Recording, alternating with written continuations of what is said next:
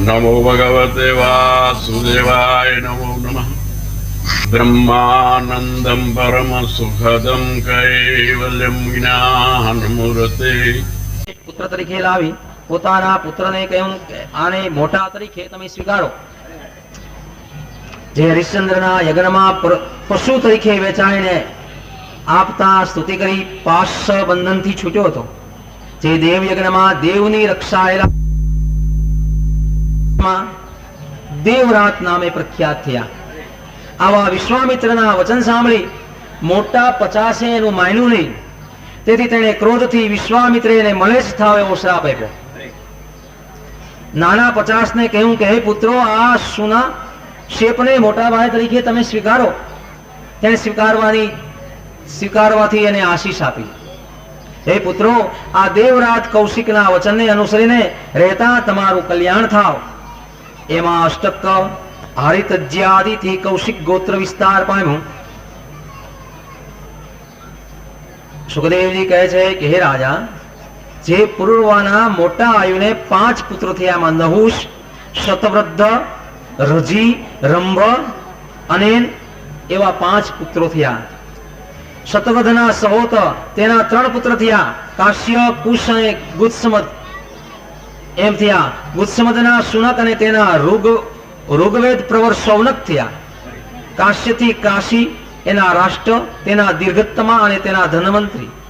તેણે આયુર્વેદ બનાવ્યો.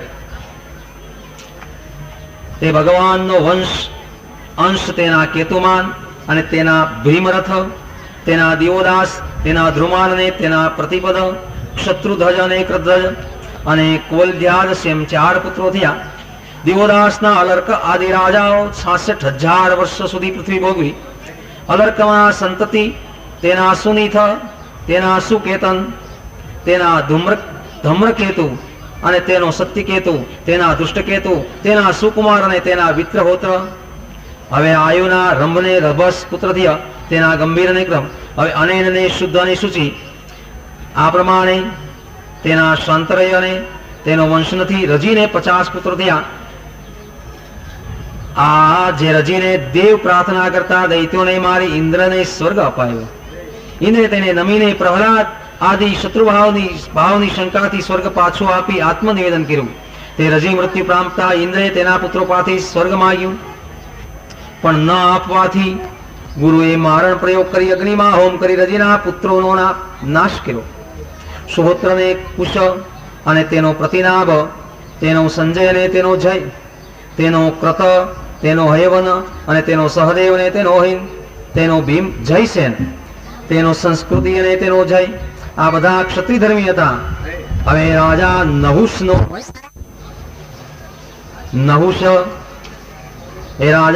નહુષને યતિ, અયાતિ, આયતિ, વયતિ, કૃતિ અને સંયાતિ આમ 6 પુત્ર થયા.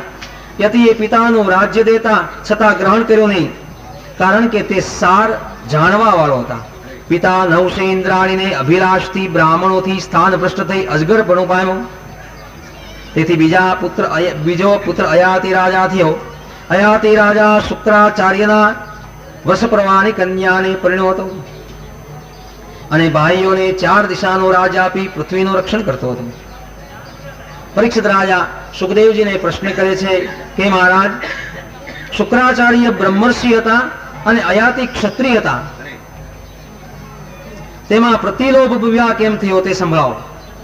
સુખદેવજી કહે છે કે રાજા, એક દિવસે વૃષપ્રવાની મોટી પુત્રી શર્મિષ્ઠા 1000 સાયલીની સાથે દેવયાની સહિત ફૂલથી ઉભરાતા વૃક્ષોવાળા બગીચામાં ફરતી હતી. ત્યાં નદીના કિનારે વસ્ત્ર મૂકી જળાશયમાં સામસામી વિહાર કરવા લાગી. એટલામાં દેવી સહિત નંદી ઉપર ભગવાન શંકર દાદાને જતા જોઈ જળાશયમાંથી આવી અને વસ્ત્રો પહેરવા લાગી. ત્યારે અજાણતા શર્મિષ્ઠાએ દેવયાનીના વસ્ત્રો પોતાના માનીને પહેરી લીધા. ત્યારે ક્રોધ કરી અને દેવયાની બોલી કે અહો, આ દાસીનું અયોગ્ય કર્મ તો જુઓ. અમારે પહેરવાના વસ્ત્રો યજ્ઞમાં પુત્રીની માફક લઈ ગઈ. અહો, અમે બ્રાહ્મણો ભગવાનનું મુખ છીએ, જે બ્રાહ્મણોની ભગવાન પણ સ્તુતિ કરે છે. એમાં અમે તો ભૃગુવંશના મારા પિતાની શિષ્યની પુત્રી શર્મિષ્ઠા, હે દૃષ્ટા, તે મારા વસ્ત્રોને કેમ ધારણ કર્યા? આમ અપમાન વાળા શબ્દો બોલતી ગુરી કન્યાને શર્મિષ્ઠા બોલી, હે ભિક્ષુકી, પોતાની આજીવિકા જાણ્યા વગર બબરાજ શું કરે છે? અમારા ઘરની લાલચ કરનારી, છીવનારી કાગડી, આવા કઠોર વાતચીત કહેનારી દેવયાનીનું અપમાન કરી અને વસ્ત્રો ખેંચી લઈ અને કુવામાં નાખી દઈ અને શર્મિષ્ઠા ચાલી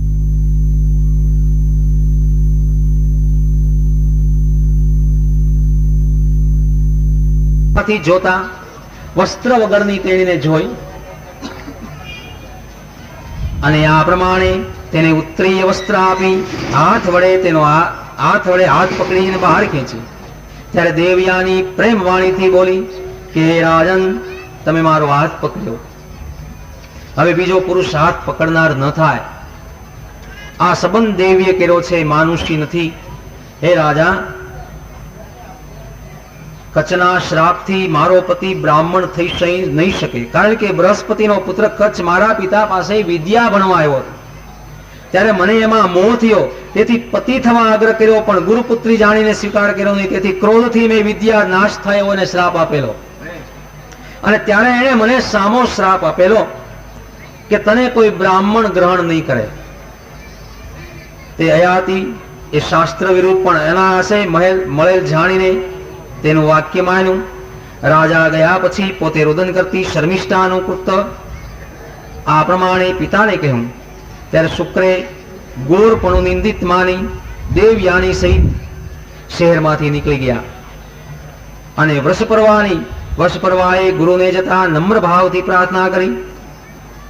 અર્ધા ક્ષણમાં ક્રોધ ત્યાગ કરી શુક્રને કહેવા લાગ્યા કે રાજા, કન્યાને પસંદ કર્યો. દૈત્ય રાજે કહ્યું તથાસ્તુ. આમ કહીને દેવયાનીને વિનવી. ત્યારે દેવયાનીએ કહ્યું કે મને મારા પિતા જ્યાં પ્રણાવે ત્યાં તમારી પુત્રી શર્મિષ્ઠા દાસી બનીને મારી ભેગી આવે. ત્યારે પિતાને ધર્મ સંકટમાં જાણીને ભાગ્યને જાણનાર રાજકન્યા દાસી થઈ અને દેવયાનીની સેવા કરવા લાગી. પછી શુક્રએ પોતાની પુત્રી અયાતીને આપીને કહ્યું કે હે રાજા, શર્મિષ્ઠાની સામે તારે કદી પણ જોવું નહીં. કોઈ વખત શર્મિષ્ઠા દેવયાનીને પ્રજાવાળી જોઈ એકાંતમાં રાજા પાસે યાચના કરી. તેથી અયાતી રાજાએ તેને ધર્મમાં જાણી આ પ્રમાણે દિવ્યથી પ્રાપ્ત થયેલ યોગ અને મોહથી એની સાથે સંગ કર્યો. યદુ અને તુરુસુદેવે પુત્રો દેવયાનીને થયા. તે શર્મિષ્ઠાને ધ્રુવો, અનુ, પુરુ એમ 3 પુત્રો થયા. શર્મિષ્ઠાને પોતાના પતિથી પુત્રો થયાની શંકા જતા દેવયાની ક્રોધથી પિતાને ઘેર ગઈ. ત્યારે અયાતી મોહથી પાછળ જતા છતાં પાછી વાળી શક્યો નહીં. ત્યારે શુક્રે કન્યાના વચન સાંભળી અને ક્રોધથી બોલ્યા કે જુઠ્ઠા પુરુષ, તને બેડોળ શરીર વાળી વૃદ્ધાવસ્થા પ્રાપ્ત થાય. અયાતી કહે છે કે હું તમારી પુત્રીથી અતૃપ્ત છું. ત્યારે શુક્ર કહ્યું કે રાજા, જો કોઈ તમારી વૃદ્ધા ધારણ કરે ને તો તે વયથી અયચ્છ ભોગો તમે ભોગવી શકો છો. ત્યારે અવસ્થા માટે રાજાએ યદુને કંઈ પૂછ્યું કે હે પુત્ર, આ વૃદ્ધાવસ્થા લઈ લે અને તારી યુવાની મને આપ. હે વત્સ, તારી જુવાનીથી થોડો સમય હું સુખ ભોગવી શકું. યદુ કહે છે કે પિતા, વિષય સુખથી રહિત એવી વૃદ્ધા લેવા મારી ઈચ્છા નથી. આવી રીતે તુવરસુ, ધ્રુવો અને અનુને પણ કહ્યું તો તેણે પણ ના પાડી. ત્યારે ઉંમરમાં નાનો પણ ગુણથી હતું કે એવા પુરુને પૂછ્યું કે હે પુત્ર, તારા મોટા ભાઈની માફક તું પણ ના પાડશ. પુરુએ કહ્યું કે પિતા, પિતાની આજ્ઞા કોણ ન પાળે? આશીષથી, પિતાના આશીષથી પરમ પદ પમાય છે. જે પુત્ર પિતાના મનમાં ચિંતવેલું કાર્ય કરે છે ને એ જ ઉત્તમ છે. આમ કયા પછી તે મધ્યમ છે, કયા પછી કરે નહીં મધ્યમ છે, અને અશ્રદ્ધાથી કરે તે અધમ, અને કીધા છતાં ન કરે તે મળમૂત્રવાળા નરકમાં જાય છે. આમ કહીને વૃદ્ધાવસ્થા ગ્રહણ કરી અયાતીને તેણે યુવાની આપી. પિતૃની માફક 7 દ્વીપવાળી પૃથ્વી ભોગવી વિષય વાસના તૃપ્ત કરવા લાગ્યો.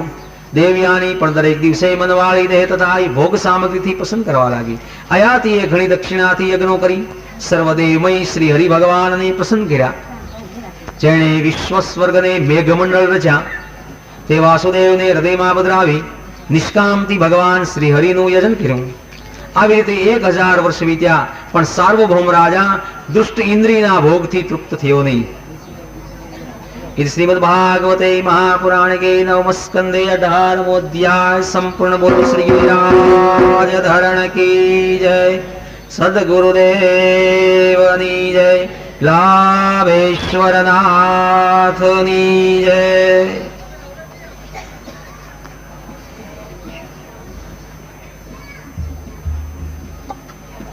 देवाय नमो नमः।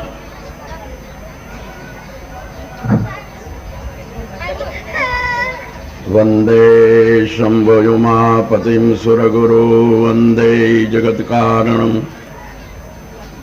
वंदे पन्नगभूषणं मृगधरं वंदे पशूनां पतिं वंदे सूर्यशशाङ्कवर्हिनयनं वंदे मुकुन्दप्रियं वंदे भक्तजनाश्रयं च वरदं वंदे शिवं शंकरम्।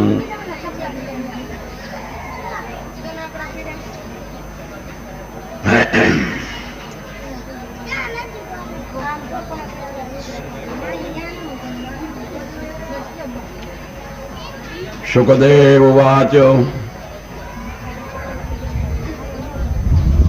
शुकदेव जी कहे छे કે તે અયાતિ રાજાના ચોથા પુત્ર અનુના સવાનર ચક્ષુરે પરોક્ષ નામે 3 પુત્રો હતા.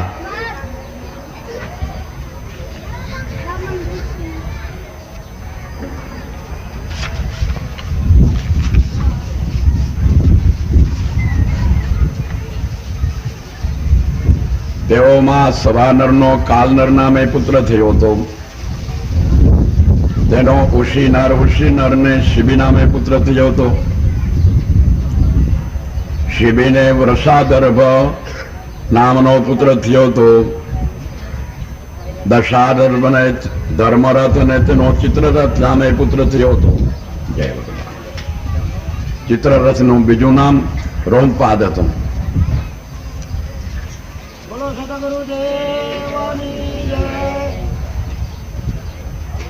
રોમપાદનો ચતુરંગ અને પૃથુલાક્ષ નામે પુત્ર થયો.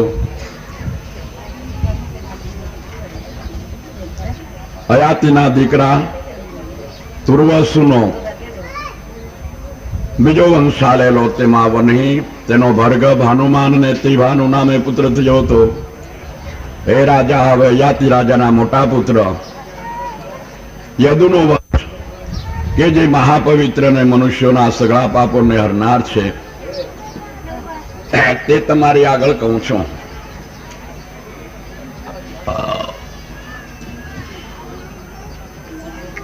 આ યદુનો વંશ કે જેમાં પરમાત્મા ભગવાન મનુષ્ય અવતારે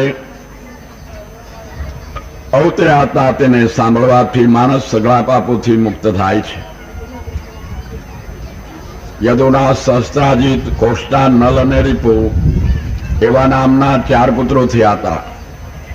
તેઓમાં સહસ્ત્રાજીતનો સજ્જિત નામે પુત્ર થયો હતો. તેનો સોમજીત, તેનો બહિષ્માત,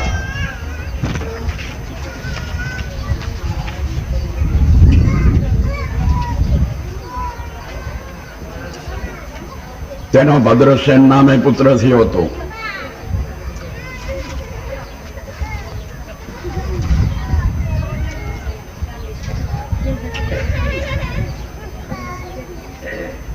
હે સહસ્ત્રાર્જુનના હજારો દીકરા હતા. તેઓમાં પરશુરામના યુદ્ધમાંથી જયદ્વત, સુરસેન, વૃષભ, મધુ અને ઉર્જિત એ નામના 5 પુત્રો જ બચ્યા હતા. તેઓમાં તાલજંગના પુત્રોમાં સૌથી મોટો વિતિહોત્ર હતો. શસ્ત્રાર્જુનના પુત્ર મધુના 100 પુત્ર હતા. તેમાં વૃષણી મોટો હતો. મધુ વૃષણીને યદુ ઉપરથી તેઓના વંશજો માધવ, વૃષણી અને યાદવ એવા નામોથી ઓળખાતા હતા. યદુના પુત્ર કૌષ્ટનો વ્રજેનવાન, તેનો સ્વાહી, તેનો ઋષેક નામે પુત્ર થયો હતો.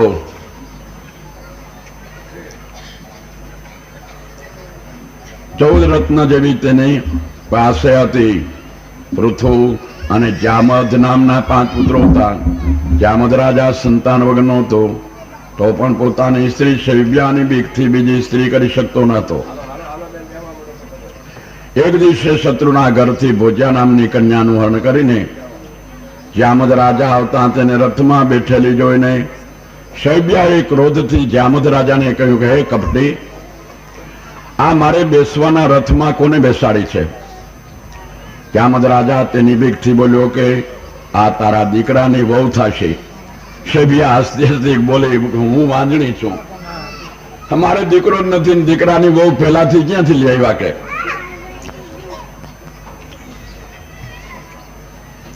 જામદ બોલ્યો કે હું રાણી, હે રાણી, તું જે દીકરાને જણીશ તેને આ વહુ કાયમ આવશે.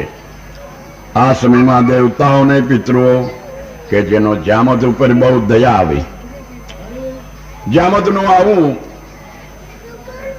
સ્ત્રી વશપણું જોઈને દેવતાઓને તેના ઉપર દયા આવી.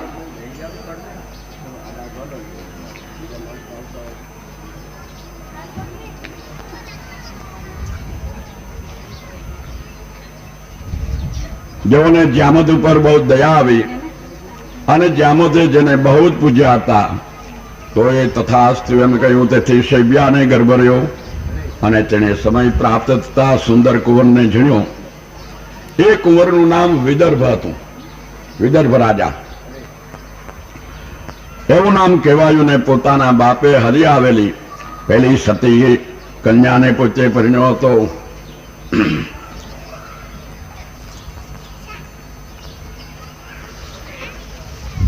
એક રાજાની રાણીના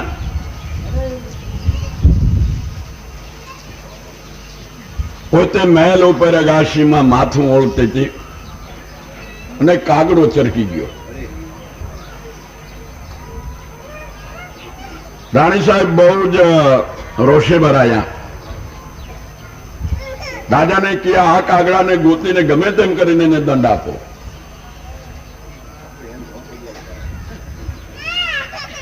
રાજાએ બધે કાગડાની નાચ બોલાવી.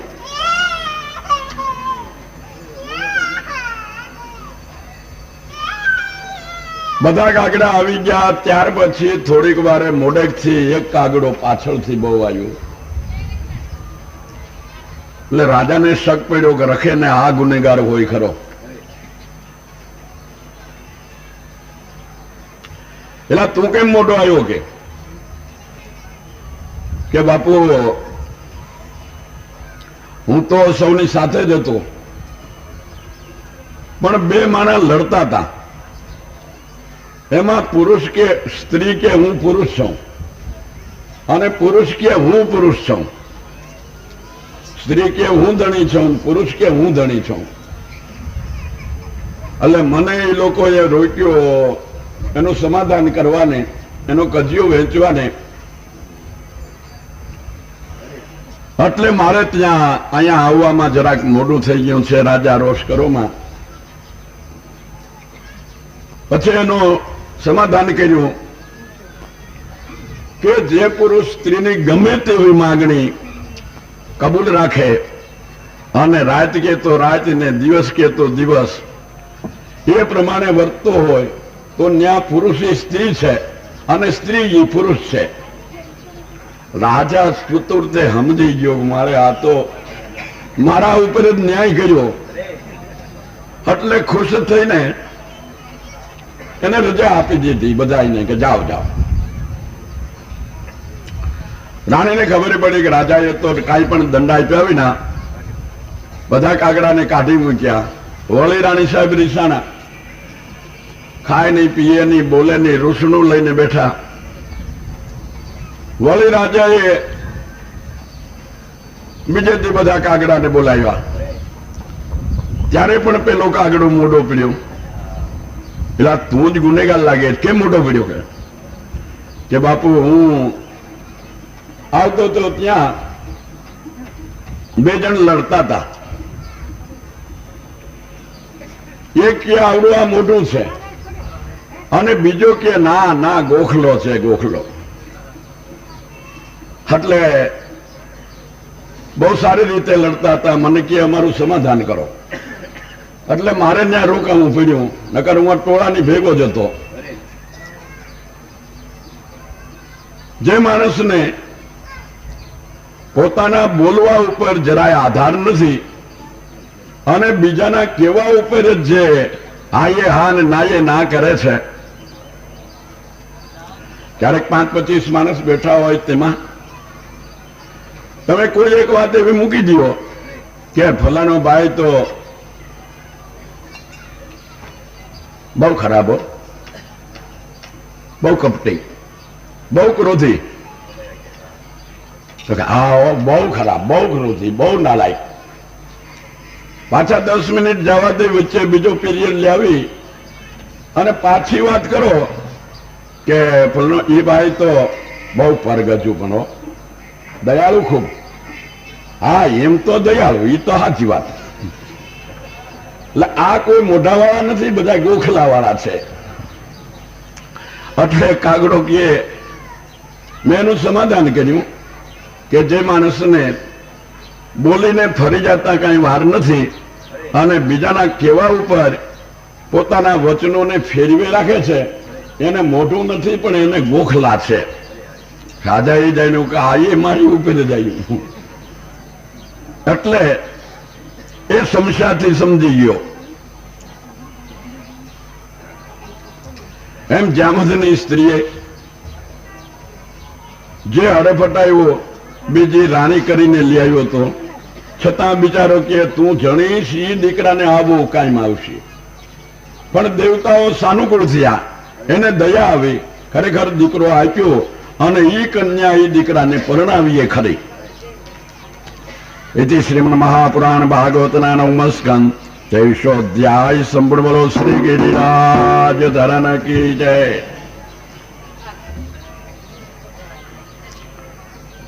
શુકદેવજી કહે છે, વિદર્ભ રાજાએ તે ભોજ્યા નામની સ્ત્રીમાં કુશક, રથ અને રોમપાદ નામના 3 પુત્રો ઉત્પન્ન કર્યા. તેઓમાં ત્રીજો રોમપાદ વિદર્ભના કુલને આનંદ આપનાર હતો. રોમપાદનો પ્રભુ, તેનો કૃતિ, તેનો ઉશિક, તેનો ચેદી અને તેનો દમઘોષ વગેરે પુત્રો થયા. કરથનો કુંતી, તેનો દૃષ્ટિ, તેનો નિવૃત્તિ, તેનો દશાર અને તેનો વ્યોમ, તેનો જીમુત, તેનો વિકૃતિ અને ભીમરથ કહે છે.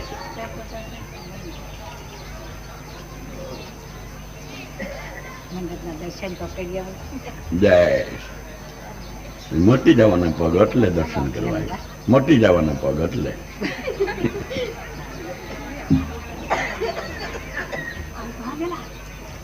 સાતવતના 5મા પુત્ર દેવાવ્રતનો વૃભૃ નામે પુત્ર થયો. તેનો દેવાવ્રતનો વૃભૃ દૂરથી સાંભળતા હતા તેવા જ પાસે જતા દેખીએ છીએ એવા જાણનાર હતા. સાત્યતનો 7મો પુત્ર મહાભોજ ધર્માત્મા હતો અને તેના વંશમાં ભોજકુલ ઉત્પન્ન થયું છે.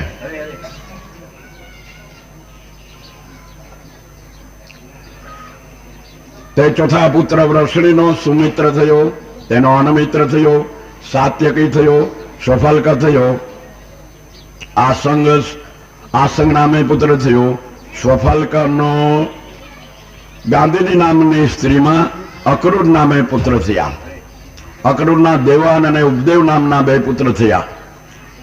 પુનર્વસુને આહુક નામનો પુત્ર અને આહુકી નામની કન્યા થઈ. આહુકને દેવક અને ઉગ્રસેન નામે 2 પુત્ર થયા. તેઓમાં દેવકને દેવયાન, ઉપદેવ, દેવકની એ 7 દીકરીઓ વસુદેવ પરિણ્યા હતા.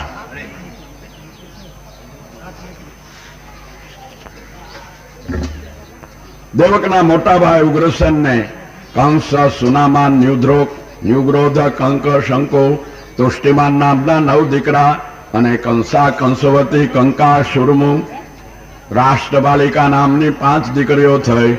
એ 5ને નાના ભાઈ પરિણ્યા હતા. અક્રૂરના કાકા ચિત્રરથના પુત્ર વિદુરથનો શૂર, તેનો ભજમાન, તેનો શિની સ્વયંભેવ. તેથી તેનું નામ કુંતી કહેવાયું હતું. દુર્વાસા ઋષિને પ્રસન્ન કરવાથી એ પ્રથા કુંતીને દેવહૂતિ, જે દેવને બોલાવે તે દેવ હાજર થાય તેવી વિદ્યા ભણેલી હતી. વિદ્યા મળી હતી. તે વિદ્યાના ચમત્કારની પોતે પરીક્ષા લેવા ગયા. તેણે પરમ પવિત્ર સૂર્યદેવને બોલાવતા તે વખતે સૂર્યદેવ તેની પાસે આવ્યા. તેમણે જોઈ વિસ્મય પામીને કુંતીએ કહ્યું કે આ તો ચમત્કાર જાણવાને વાસ્તે મેં વિદ્યાનો પ્રયોગ કર્યો છે, માટે અહીંયાથી આપ પધારો, અને હાલ આપનું કશું કામ નથી, મારો અપરાધ ક્ષમા કરજો. ત્યારે સૂર્યદેવ બોલ્યા કે હે સુંદરી, મારું દર્શન અમોઘ હોવું જોઈએ, માટે હું તો તારામાં પુત્ર ઉત્પન્ન કરીશ.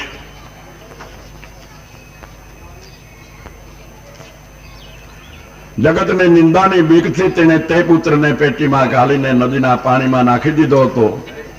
એ કુંતીને મહાપરાક્રમી તમારા પરદાદા પાંડુરાજા પરણ્યા હતા.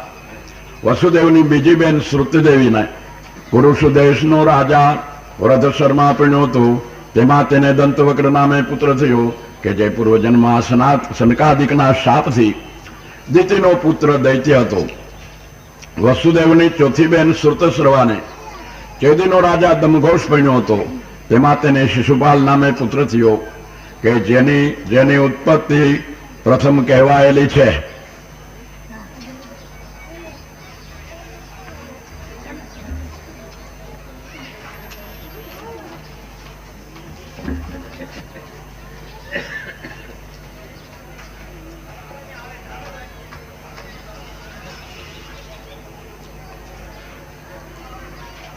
વસુદેવને રોહિણી નામની સ્ત્રીમાં બલભદ્ર, ગજ, સારણ, સુરદમ, વિપુલ, ધ્રુવ અને કૃત વગેરે પુત્રો થયા હતા.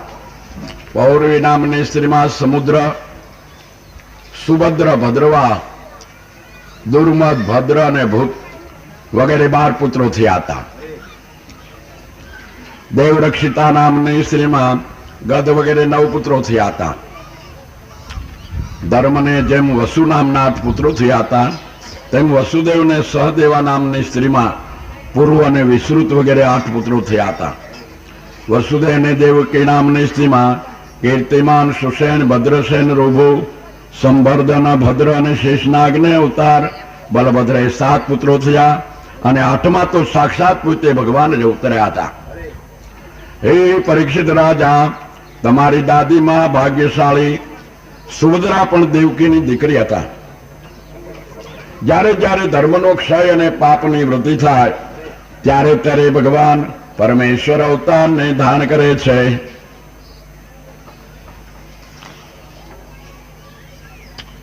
હે રાજા, અસંગ ઈશ્વર સાક્ષી ને સર્વવ્યાપક એ ભગવાનને પોતાની માયા સિવાય બીજું કાંઈ પણ જન્મનું કે કર્મનું કારણ નથી.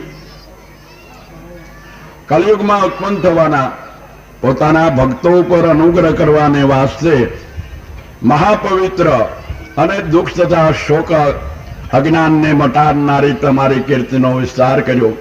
સત્પુરુષોના કાનને અમૃત રૂપ ભગવાનનો કીર્તિ રૂપ ઉત્તમ તીર્થમાં કાનરૂપી અંજલિથી માણસ એકવાર આચમન લે તો પણ કર્મની વાસનાઓને છોડી દે છે.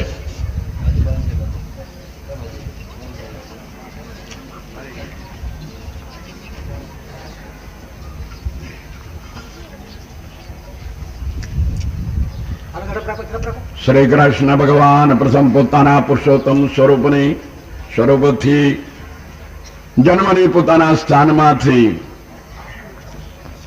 પધારીને વ્રજવાસીઓના મનોરથ પૂરા કર્યા, શત્રુઓનો સંહાર કર્યો.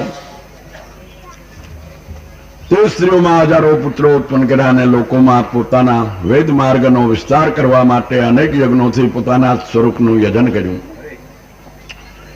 પૃથ્વીના ઘણા ભારનો નાશ કરવા ઈચ્છતા એ શ્રી કૃષ્ણ ભગવાને કૌરવ પાંડવમાં પરસ્પર ઉત્પન્ન કરેલા કજિયાને લીધે યુદ્ધમાં ભેળી થયેલી રાજાઓની સેનાઓનો પોતાની દ્રષ્ટિથી નાશ કરતા અર્જુનનો જય પ્રસિદ્ધ કર્યો હતો. અને છેલ્લી વારે દ્વારકામાં ઉદ્ધવજીને બ્રહ્મવિદ્યાનો ઉપદેશ કરીને પોતાના સ્વરૂપથી સ્વધામની માલિકો પધાર્યા હતા. એથી શ્રીમન્ મહાપુરાણ ભાગવતના 9મો સ્કંદ 24ોધ્યાય સંપૂર્ણ. બોલો શ્રી ગિરિરાજ ધરન કી જય.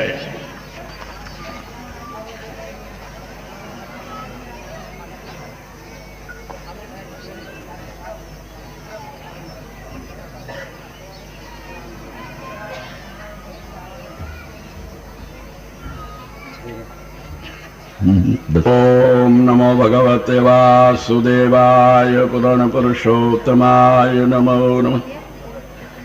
राजोवाच कथितो वंश विस्तारो भवता सोम सूर्ययोः राज्ञां चोभयं वश्यानां चरितं परमाद्भुतम्। परीक्षित राजा કહે છે, આપે ચંદ્રવંશ તથા સૂર્યવંશનો વિસ્તાર, થયેલા રાજાઓનું પરમ અદ્ભુત ચરિત્ર પણ કહી સંભળાયું. હે મુનિવર, સ્વધર્મ પાળનારા યદુરાજાનો વંશ તો ઘણા વિસ્તારથી આપે કહ્યો.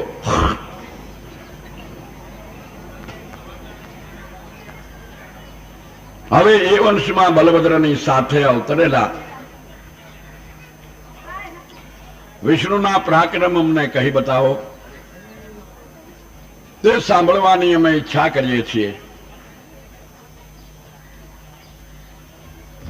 મુક્ત, મુમુક્ષુ અને વિષયી એમ ત્રણ પ્રકારના લોકો આ જગતમાં છે. તેમાંથી કોઈને પણ ભગવાનની કથામાં અલમ બુદ્ધિ નહીં થવી જોઈએ. અલમ બુદ્ધિ એટલે કે હવે બસ હાવ, અરે પણ 30 વર્ષથી આ કરીએ છીએ, હવે કેટલી કરવી, બહુ કર્યો, હવે તો હાવ છે એમ, એવું થઈ જાય એનું નામ અલમ બુદ્ધિ કહેવાય. ભગવાનની ભક્તિમાં કોઈ દિવસ હવે બસ હાવ ન થવું જોઈએ. માયામાં થઈ જાય, પુત્ર પરિવારમાં થઈ જાય, માનપાન મોટાઈમાં થઈ જાય, બીજી લૌકિક વિદ્યાઓની માલિકો હવે બસ હાવ થઈ જાય તો ઘણી સારી વાત છે. પણ ભગવાનના ભજનમાં, ભક્તિમાં હવે બસ હાવ થઈ જાય તો તરત જ આપણી ગાડીને બ્રેક લાગી જાય. તે પછીના ગમે તેટલા વર્ષો તમે જીવો તે સમય બધો નકામો જાય છે. મુક્ત, મુમુક્ષુ અને વિષય. એક માણસ ઘોર નિદ્રામાં સૂતો છે, એક કાગા નિંદરમાં છે અને એક જાગે છે. મુક્ત છે તે જાગે છે, વિષયી છે ઘોર નિદ્રાની માલિકો સૂતો છે, અને મુમુક્ષુ છે તે કાગા નિંદરમાં છે. જે જાગે છે એ કાયમને માટે ઢોલ ટીપે જ રાખે છે હજારો ને લાખો માણસોની વચમાં કે આશાયામ બધ્યતે લોકઃ કર્મણા પરિબદ્ધતે આયુઃ ક્ષયમ ન જાનાતિ તસ્માત જાગૃહી જાગૃહી. હે ભાઈઓ, આશાના પાસથી આખું જગત બંધાઈ રહેલું છે. એ આશાએ કરી કર્મ કરીને ફરી ફરીને બંધાયા જ કરે છે. પણ આયુ ક્ષયમ ન જાનાતી, આ આયુષ્ય વીજળીના ચમકાર જેવું રોજે રોજ ઓછું થતું જાય છે. આપણે એમ માનીએ છીએ મારો દીકરો હમણાં મોટો થઈ જાય, જુવાન થઈ જાય, હમણાં પરણાવશું, લાવો લઈશું, વહુ આવશે, આવા બધા સપના સેવીએ છે. પણ આપણને એમ થાય છે ક્યારેય કે મારો દીકરો રોજે રોજ એક એક ડગલું કાળના મોઢા દેમનો હાલ્યો જાય છે તો તરત જ જાગ્રત થઈ જાય. એટલે જે જાગ્રત છે તે મુક્ત છે, એ કાયમને માટે ઢોલ ટીપ્યા કરે છે. પણ જે ઘોર નિદ્રામાં સૂતા છે એને જાગવાનો અવકાશ નથી. જે કાંઈક સળવળે છે ને, મુમુક્ષુ છે તે કાગા નિંદર વાળા છે, એને જાગવાનો અવકાશ છે. એટલે કબીરે ભજને ભજનમાં લખ્યું, કહત કબીરા સુનો ભાઈ સાધુ, કહત કબીરા સુનો ભાઈ સાધુ, કહત કબીરા સુનો ભાઈ સાધુ. એ સાધુને જ બધું કીધું, આપને કાંઈ નહીં. પણ જેને સાજ આવી છે એ મારી વાતને સાંભળો. એ કાગા નિંદરમાં છે, એને જાગવાનો અવકાશ છે અને એને માટે જ આ ઢોલ ટીપાઈ રહ્યા છે.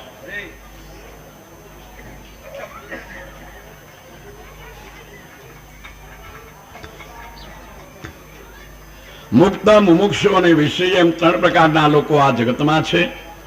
તેઓમાંથી કોઈને પણ ભગવાનની કથામાં અલમ બુદ્ધિ થતી નથી, કેમ કે તૃષ્ણા વગરના મુક્ત પુરુષો તેને ગાયા કરે છે.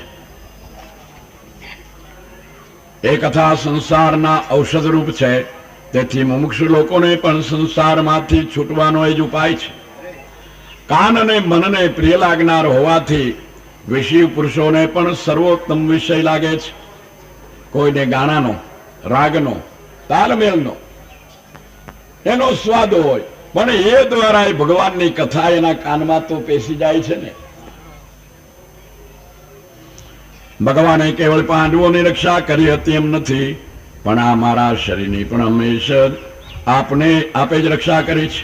કૌરવને પાંડવોના વંશના બીજરૂપા મારું શરીર કે જે અશ્વસ્થાના બ્રહ્માસ્ત્રી બળી જતું હતું, તેને પણ ભગવાને પોતાને શરણે આવેલી મારા માના ઉદરમાં પેશીને ચક્રવર્તી રાખ્યું હતું. હે વિદ્વાન, માયાથી મનુષ્ય રૂપે થયેલા એ ભગવાન કે જે સગળા પ્રાણીઓમાં અંતર્યામી રૂપ જાણનારાઓને તે રૂપે મુક્તિ આપે છે અને બાહ્ય દ્રષ્ટિવાળાઓને કાળ રૂપે મરણ આપે છે. તેમના પરાક્રમ કહો. અંતરદ્રષ્ટિ તેના પરાક્રમો જ મારે સાંભળવા જોઈએ. જેમ જેમ ભગવાનનો મહિમા આપણે સાંભળીએ તેમ તેમ આપણને તેનામાં શ્રદ્ધા, વિશ્વાસ અને પ્રેમ પ્રગટ થાય છે. પ્રેમ અને વિશ્વાસ એ જ આધ્યાત્મિક માર્ગની માલિકોર મુખ્ય સાધન રૂપ છે. જે હૃદય પ્રેમ અને વિશ્વાસ વિહોણા છે, હે એના હૃદયની માલિકોર આ કથાનો રસ ઠરતો નથી. સુખદેવજી કહે છે, ઉત્તમ રાજર્ષિ, તમારો નિશ્ચય બહુ જ મજાનો છે.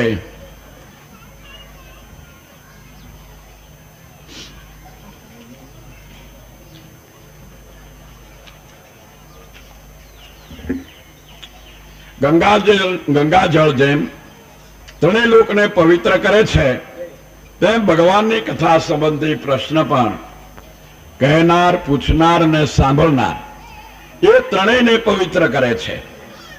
ગર્વવાળા રાજાઓ કે જેઓ વાસ્તવિક રીતે દૈત્યો જ હતા, તેઓના ઘણા સૈન્યોના ભારતો પૃથ્વી ગાયનું રૂપ ધરીને બ્રહ્માને શરણે ગઈ. ખેત પામેલી દયા ઉપજે એવી રીતે ચીસો નાખતી આંખના આંસુ જેના મોઢામાં ભરાયા હતા, એવી પૃથ્વીએ બ્રહ્માની પાસે ઊભીને તેમની પાસે પોતાનું દુઃખ નિવેદન કર્યું. બ્રહ્માએ વાત સાંભળીને પૃથ્વી દેવતાઓને મહાદેવને સાથે લઈ ક્ષીરસાગરને કાંઠે ગયા. ત્યાં જઈને સમાધિ ધરીને જગતના નાથ, દેવના દેવ અને મનોરથને પૂર્ણ કરનારા વિષ્ણુની પુરુષ સૂક્તના મંત્રોથી બ્રહ્માએ સ્તુતિ કરતા સમાધિમાં જ ભગવાને જે આકાશવાણી કહી તે સાંભળીને બ્રહ્માએ દેવતાઓને કહ્યું, હે દેવતાઓ, મારી પાસેથી ભગવાનના વચન સાંભળો. મારી મારફત ભગવાન બોલે છે, હું બોલતો નથી. તમારી અંદર પણ જે હૃદયાકાશની માલિકો અવાજ થઈ રહ્યો છે એ ભગવાન બોલે છે, પણ એ ઘર તો આપણે જોતા નથી. જે ઘરની માલિકો ભગવાન બોલે છે એ અંતરદ્રષ્ટિ આપણે કરતા નથી, અને ભગવાનને ગોતવાને માટે આપણે આકાશ પાતાળ બાહિરમાં એક કરી રહ્યા છે. જે મેં આકાશવાણી સાંભળી છે તે પ્રમાણે તમે તુરત કરો, વિલંબ કરશો નહીં. આપણી વિજ્ઞપ્તિથી પહેલા જ ભગવાને પૃથ્વીના દુઃખને ધ્યાનમાં લીધું છે, માટે ઈશ્વરના પણ ઈશ્વર એ ભગવાન પોતાની કાલ શક્તિથી પૃથ્વીનો ભાર ઉતારવા પૃથ્વીમાં અવતાર ધરશે. તેટલામાં તમોએ પણ પોતપોતાના અંશોથી યાદવોની માલિકો જન્મ ધારણ કરવો. હંમેશા તમે જુઓ કે આવા મહાન પુરુષો જ્યારે જ્યારે પૃથ્વી ઉપર આવે છે ત્યારે ત્યારે હર સમયે, હર જન્મમાં તેની સાથમાં હે દેવી દેવતાઓ પણ ત્યાં આવીને વાસો કરે છે. કારણ કે ભગવાનને એકલા તો નથી ગમતું ને. આ એકલા નથી ગમતું એમાંથી આ વિસ્તાર એને કર્યો છે, નકર આ ડખો કરવાની કઈ જરૂર નથી. એને એકલા રહેવું નથી ગમતું. એટલા માટે દેવી દેવતાઓ પેલા આવે તે પછી પોતે આવીને વાસો કરે છે. યાદોમાં અવતારને તમે બધા દેવો ધારણ કરો. સાક્ષાત પૂર્ણ પુરુષોત્તમ ભગવાન વસુદેવના ઘરમાં અવતરશે. તેમને પ્રસન્ન કરવા સારું તમારી સ્ત્રીઓએ પણ અવતાર લેવા, તમારી સ્ત્રીઓએ પણ ભગવાનની લીલામાં ભાગ લેવાને માટે ત્યાં અવતારને ધારણ કરવા. સહસ્ત્ર મુખવાળા સ્વયં પ્રકાશ અનંતને ભગવાનના સ્વરૂપ શેષનાગ ભગવાનનું પ્રિય કરવા સારો પ્રથમ અવતારને ધરશે. વિષ્ણુની માયા કે જેણે સગળા જગતને મોહ ઉપજાવેલો છે તે પણ પ્રભુની આજ્ઞાથી કામ કરવાને માટે અંશા અવતાર ત્યાં લેશે.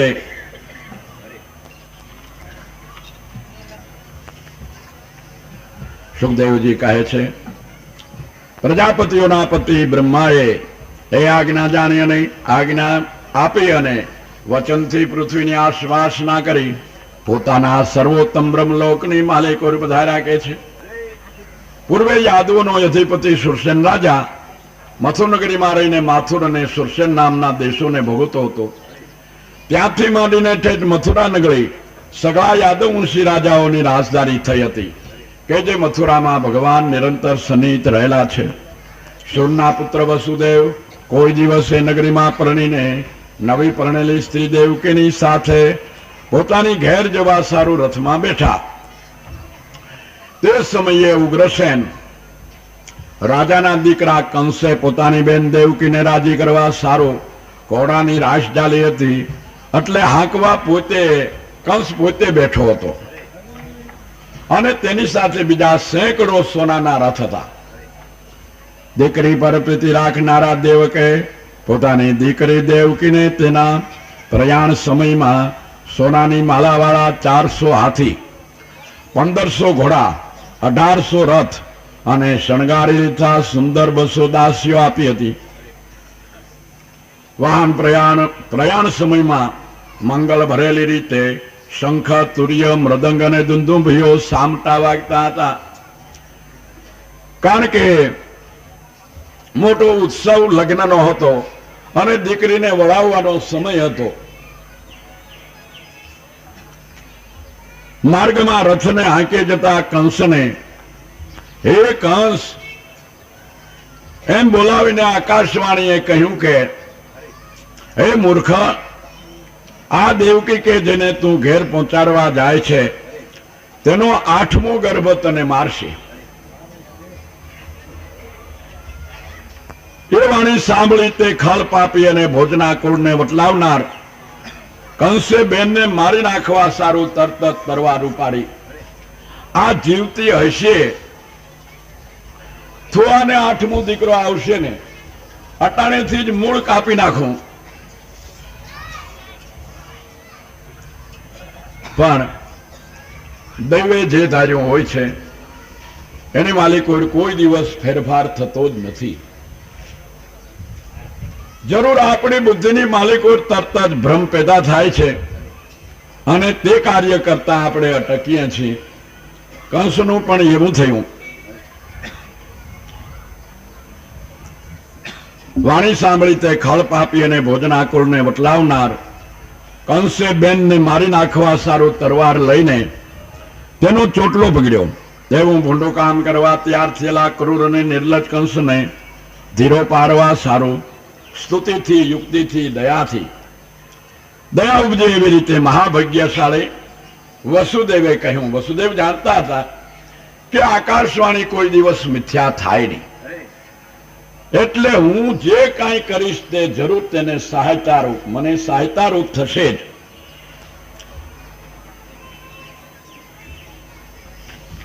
વસુદેવ કહે છે, હે કંસ,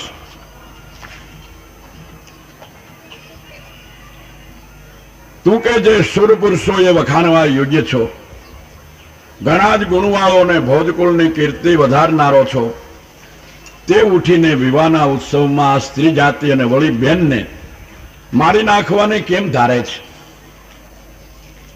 મરણની બીકથી મારતો હો તો મરણ કોઈનું મટાડ્યું મટતું નથી. તું આ બેનને મારી નાખીશ એટલે શું અમર થઈ જઈશ?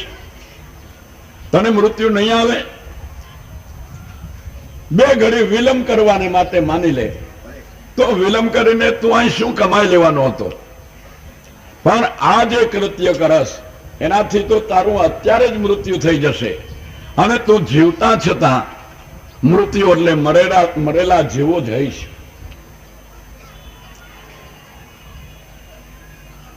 વધારે સમય જીવવા સારું એટલે પોતાના મરણમાં વિલંબ પાડવા સારું મારતો હો તો મોત કે જે આજ અથવા 100 વર્ષે પ્રાણીઓને અવશ્ય થનાર જ છે, તેમાં માત્ર વિલંબ નાખવા સારું પાપ કરવું એ કંઈ યોગ્ય નથી.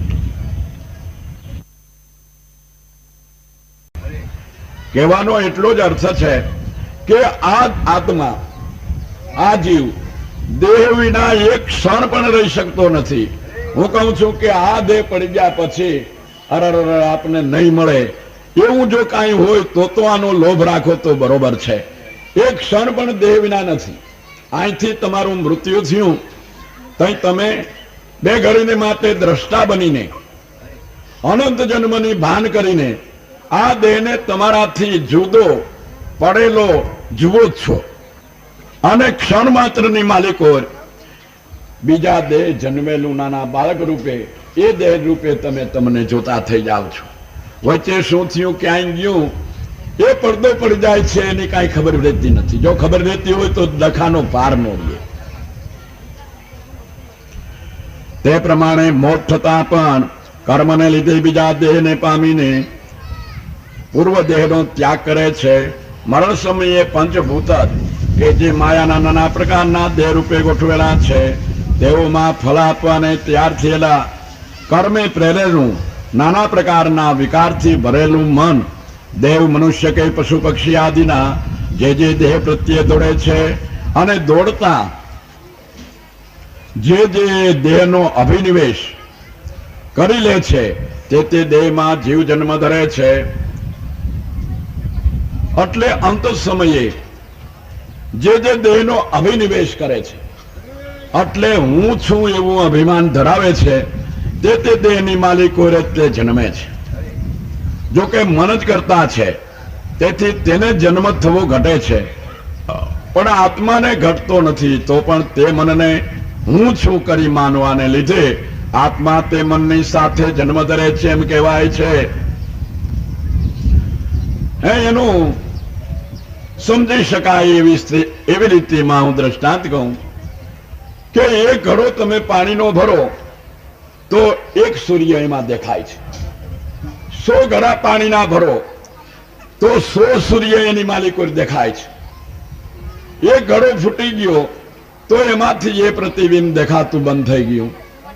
સૂર્યને જે સ્થાન ઉપર છે ત્યાંથી કોઈ ઘડાની માલિકો સૂર્યને આવવા જવાપણું નથી, પણ આપણી દ્રષ્ટિએ કરીને તે કુટસ્થ રૂપે તેની માલિકો દેખાય છે. કારણ કે ઘડા વિના તેનું પ્રતિબિંબ દેખાય છે. એમાં કોઈ પણ ઘાટ ઉત્પન્ન થાય તેની અંદર તેનું પ્રતિબિંબ દેખાય છે. પ્રતિબિંબ તારો આ દેહ છે, પ્રતિબિંબ આ જગતસાર, બિંબ રૂપે તું છો આત્મા. પણ કરી ગુરુ જ્ઞાન વિચાર, ગુરુ જ્ઞાનનો વિચાર કરી લે તું તો સર્વ પ્રતિબિંબ તારું છે. તું આત્મા બિંબ રૂપે રહેલો છું. માટે આવી સ્થિતિ વાળા પ્રાણીએ જો પોતાના કલ્યાણની ઈચ્છા હોય તો કોઈનો પણ દ્રોહ નહીં કરવો જોઈએ. કેમ કે દ્રોહ કરનારને સાવા પ્રાણીથી અને યમથી પણ ભય ઉત્પન્ન થાય છે. આ વિચારી તારી નાની બેન બાળક અને ભલી દેવકી કે જે લાકડાની પૂતળી જેવી છે, પરતંત્ર છે, તેને તારે દિનવત્સલ એટલે રાંક પર દયાળુ થઈને મારવી જોઈએ નહીં. સુખદેવ કહે, રાજા એ પ્રમાણે વસુદેવે સામથી ભેદથી સમજાવવા માંડ્યો. મારવાથી અટક્યો નહીં કે હું એમાં કાંઈ માનતો નથી. વિખનું ઝાડ હું મૂળમાંથી કાઢી નાખવું જોઈએ એટલે આનો નાશ કરી નાખું, પછી એનો 8મો ગર્ભ મને મારે ત્યાં આકાશવાણીને હું મિથ્યા કરું. ત્યારે દેવકીને મારી નાખવાને કંસ આગ્રહ જાણી, કંસનો આગ્રહ જાણી કેટલોક વિચાર કરીને વસુદેવે પછી તુરત વેળા મોતને અટકાવવા સારું પોતાના મનમાં આ પ્રમાણે નિશ્ચય કર્યો. બુદ્ધિમાન માણસે બુદ્ધિ પહોંચે ત્યાં સુધી મોતને અટકાવવું જોઈએ, અને એમ કરતા પછી ન અટકે તો તેમાં માણસનો કાંઈ અપરાધ કહેવાતો નથી. એટલા માટે હાલને માટે દેવકીનો ઘાત થતો અટકાવવાને માટે વસુદેવે કેવડું મોટું બલિદાન આપ્યું જુઓ. વસુદેવ કહે છે દેવકીને જે દીકરા આવે તે કંસને આપી દેવા ઠરાવી હાલ આ રાંક સ્ત્રીને છોડાવું. દેવકીને દીકરા આવ્યા પછી જે ભાવી હશે તે થશે. ખેલ એને કરવાનું છે ને, આપણે તો ખાલી આ ગ્રાઉન્ડ તૈયાર કરી દેવાનું છે. ખેલ તો એ ખેલાડી ખેલવાનો છે, અને જે ખેલ નક્કી કર્યો છે એમાં કોઈ દિવસ ફેરફાર પડે એમ નથી. ગમે તે રસ્તો એ કાઢશે, પણ હાલ વિલંબ થઈ જાય તો સારું. ભાવી હશે તે થશે, પણ હાલ તુરત તો આને જીવતી રાખવી જોઈએ. અને તેટલા સમયમાં જો આ કંસ જ મરી જાય તો બધી વાત ઉકલી જાય. આનો 8મો ગર્ભ તને મારશે એમ કહેનારા ઈશ્વરની ગતિ અપાર છે. માટે હમણાં ધાર્યા પ્રમાણે જો સરખાઈ આવે તો આ તુરતા આવેલું મોત અટને જ ક્યાં પછી બીજા સમયમાં આવે તો મારો અપરાધ નથી. કેમ કે પ્રાણીઓનું અદ્રષ્ટ તર્કમાં આવવું કઠણ છે. આજ આપણે આનંદથી આટલા બધા માણસો લહેરથી બેઠા છે, અને કાલે આમાંથી કોનું કેમ થઈ જાય એ અદ્રષ્ટ છે, એ કોઈના જાણવામાં આવતું નથી. અને ભગવાને આપણને ક્યારેક એમ પણ થાય છે ને, ક્યારો આપને બધી ખબર પડતી હોય તો કેવું સારું. આપણે આની પેલા ક્યાં હતા, એની પેલા ક્યાં હતા, હવે પછી ક્યાં જઈશું, કેવી રીતે આપણું મોત થાય છે, આ ભવિષ્ય આપને સૂચતું હોય, કોઈ ખરેખર કહી દેતું હોય તો કેવી મજા આવે. પણ જરાય મજા નથી હો. જો આખા જીવનનું આપને ભવિષ્ય સૂચતું હોય તો ખરેખર આપણે ખુશીની સાથે જીવન જીવી શકીએ નહીં. આ દીકરો જન્મો પણ 21મે વર્ષે તો મરી જવાનો છે. પછી આપણે એનું લાલન પાલન એને માટે ભણાવવાની કેવી દરકાર રાખીએ, એને માટેથી કેવો મોહ રાખીએ. આખો સંસાર નિરસ થઈ જાય. એટલા માટે જ કુદરતે પોતે દયા કરીને મરણ અને જન્મની વચમાં અંતરપટ રાખેલું છે તે યથાર્થ છે. ભવિષ્યની આડે જે પડદો રાખ્યો છે એ પણ એની ખરેખર જીવ માથે કૃપા છે. આ બધો નિર્ણય કરીને વસુદેવ કંસને કહે છે કે હે ભલા કંસ, જે બીક આકાશવાણીએ તને દેખાડી છે તે બીક તારે રાખવી જ નહીં. કેમ કે આ દેવકીના પુત્રો કે જેઓથી તને ભય ઉત્પન્ન થયેલ છે તે પુત્રો હું તને બધાય સોંપી દઈશ. પણ તું આ હત્યા કરીમાં અને તારી કીર્તિનો જીવનનો નાશ કરીમાં. તને ભય લાગતો હોય તો તે બધા પુત્રો હું તને સોંપી આપીશ. સુખદેવજી કહે છે વસુદેવના વચનનો સાર જાણીને કંસ બેનને મારવાથી અટક્યો, અને વસુદેવ પણ રાજી થઈ કંસના વખાણ કરી પોતાને ઘેર ગયા. પ્રસવનો સમય થયો. ભગવાનની ભક્તિ કરનારી દેવકીએ 8 દીકરા અને 1 દીકરી 1 વર્ષને અંતરે જણ્યા. ખોટું બોલવાનો અત્યંત ત્રાસ રાખતા વસુદેવે, કારણ કે આ તો મહાન પાત્રો હતા, કોઈ સામાન્ય નહીં. જેને ત્યાં ભગવાન અવતાર ધારણ કરે છે, માતા પિતા કેવડા પાત્ર હોય, એના દિલ કેવડા હોય, સંસારમાં એની વૃત્તિ કેવી હોય, ભગવાનમાં કેવી હોય, ભક્તિભાવ કેવા હોય. ખોટું બોલવાનો અત્યંત ત્રાસ રાખતા વસુદેવે પ્રથમ ઉત્પન્ન થયેલા કીર્તિમાન નામના દીકરાને ભલે મનમાં કચવાતા છતાં પણ કંસના હાથમાં આપ્યો. પોતાનું વચન પાળનારા પુરુષો જેવું સહન ન કરે એવું કાંઈ નથી. કેવડું મોટું સહન કરે છે તે તમે જુઓ. વચનની કેવડી મોટી કિંમત છે. કારણ કે ફાળ ચૂકે તેની વાંદરો, સરોવર ચૂકે તેની હંસ, વચન ચૂકે તેની માનવી, પ્રભુ કેવું તેણેનો કાઢો વંશ.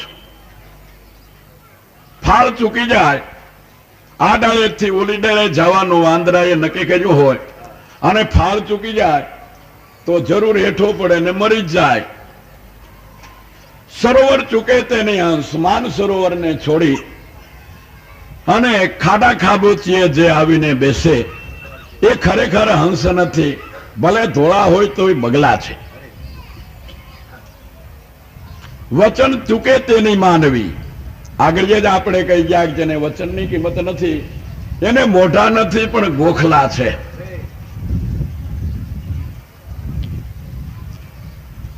વાસુદેવ પુત્રને મૃત્યુના હાથમાં સોંપ્યો. હું પોતે દીકરાને લઈ જઈશ તો કંસ કદાચ છોડી દેશે, એવું વસુદેવના મનમાં હતું જ નહીં. કેમ કે નીચ પુરુષો જે કામ ન કરે એવું કશું નથી. પોતાના મનમાં એવું નહોતું કે હું સામેથી પુત્ર આપવા જઈશ અને વસુદેવ કંસ એ દીકરાને છોડી દેશે એવી મનમાં ઈચ્છા કે આશા જ નહોતી. જેવો એ પોતાનું ચિત્ત ભગવાનમાં રાખ્યું હોય તેઓ જેને ન છોડી શકે એવું કશું નથી. તેથી દેવકીએ પણ પુત્રને મૂકી દીધો. હે રાજા વસુદેવની એ ક્ષમતા અને સત્યમાં સ્થિતિ જોઈને રાજી થયેલો કંસ હસીને બોલ્યો કે આ છોકરાને પાછો લઈ જાઓ, કેમ કે આની મને કાંઈ બીક નથી.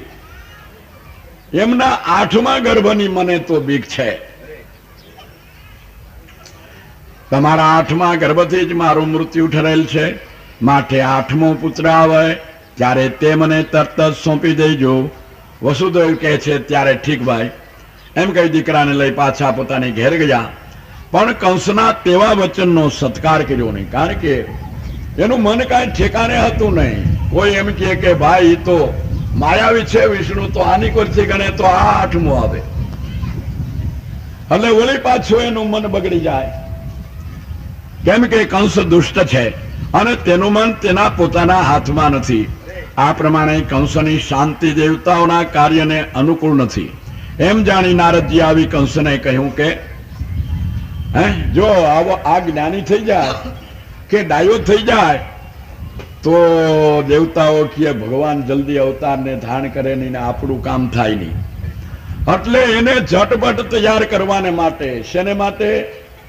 મરવાને માટે તૈયારી કરવાને માટે નારદજી આવ્યા. નારદજી આવી કંસને કહ્યું કે ગોપકુલમાં વ્રજવાસી નંદાદી ગોવાળિયા અને તેઓની સ્ત્રીઓ તથા યદુકુલમાં વસુદેવ આદિ યાદવો, તેઓની દેવકી આદિ સ્ત્રીઓ, જ્ઞાતિઓ, બંધુ અને જેઓ સ્નેહી થઈને તને અનુસરી રહ્યા છે તે યાદવો પણ દેવતા રૂપ છે. અને દેવતાઓએ પૃથ્વીને ભારરૂપ લાગતા દૈત્યોનો નાશ કરવાનો ઉદ્યમ કર્યો છે. એટલું કહીને નારદજી ગયા પછી યાદવોને દેવતા રૂપ માની અને પોતાને મારવા સારું દેવકીના ગર્ભમાંથી વિષ્ણુ જન્મશે એમ ધારે કંસે દેવકી અને વસુદેવના પગમાં બેડી નાખી અને જેલમાં પૂરી દીધા. વિષ્ણુની શંકાથી તેઓને જેમ જેમ પુત્ર આવતા ગયા તેમ તેમ તે બારી નાખવાને લાગ્યો.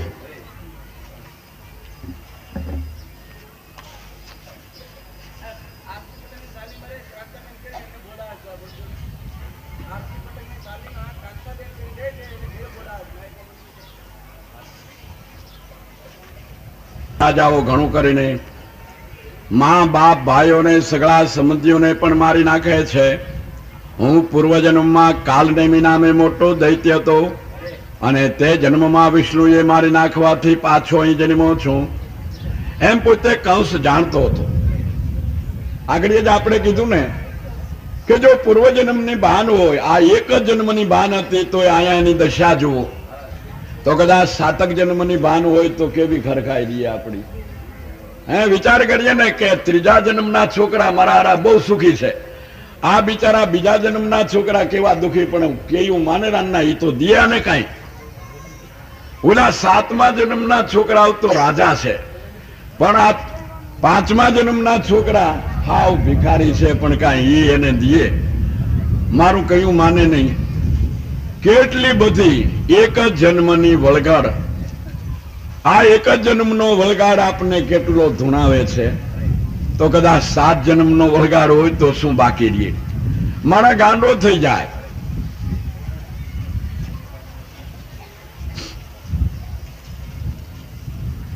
માટે ભગવાને જે કર્યું છે તે બરાબર છે. ક્યારેક આપણી બુદ્ધિ ડખો કરે છે અને આપણને પણ એમ થાય છે કે ભગવાન આ સૃષ્ટિ રચી એમાં ક્યાંક ક્યાંક થોડું અણઘડતું પણ કરી નાખ્યું છે. એક તો આજ કે આપણને જન્મા ને મરીએ ત્યાં સુધીની જ ખબર, મર્યા જન્મા પહેલાની ખબર ન પડે અને મર્યા પછીની ખબર ન પડે. આવું અંતર પટેને ન રાખ્યું તો સારું હતું. બીજું એમ લાગે કે કોક વૃદ્ધ માણસને જોઈને કંટાળો આપને આવી જાય કે પગે ચલાય નહીં, આંખે સૂજે નહીં, બોલવા જાય તો મોઢામાંથી લાળ પડી જાય, હાથ ધ્રુજે, પગ ધ્રુજે, માથું ધ્રુજે, બે જણા પકડે તે બે ડગલા હલાય, શ્વાસ ચડે, ગડફા નીકળે. તો એમ થાય કે ભગવાને ખરેખર જીવ માથે હા મોટો અન્યાય કર્યો છે, મોટો દંડ આપ્યો છે. એને કરવા હોય જન્મ આપીને જેવડા કરવા હોય એવડા કરી, જેટલું બળ આપવું હોય એટલું આપી અને મરીએ ત્યાં સુધી એવા ને એવા જુવાન રાખે તો એને વાંધો શું? આ ગઢમણા આપીને જીવ માત્રની ભૂંડાઈ શા માટે કરતા હશે?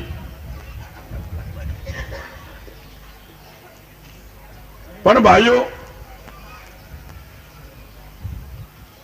એનો પણ વિચાર કરીએ તો એમ કરીને પણ ભગવાને આપણા ઉપર દયા કરી છે કે આપણે કદાચ ભૂલી જતા હોય કે શા માટે આપણે અહીંયા આવ્યા છીએ. આ શહેર, સંસાર રૂપી શહેરની બજારમાંથી શું લઈ જવું છે એ આપણે ભૂલી જતા હોય તો લેવાનું ચૂકી જાય.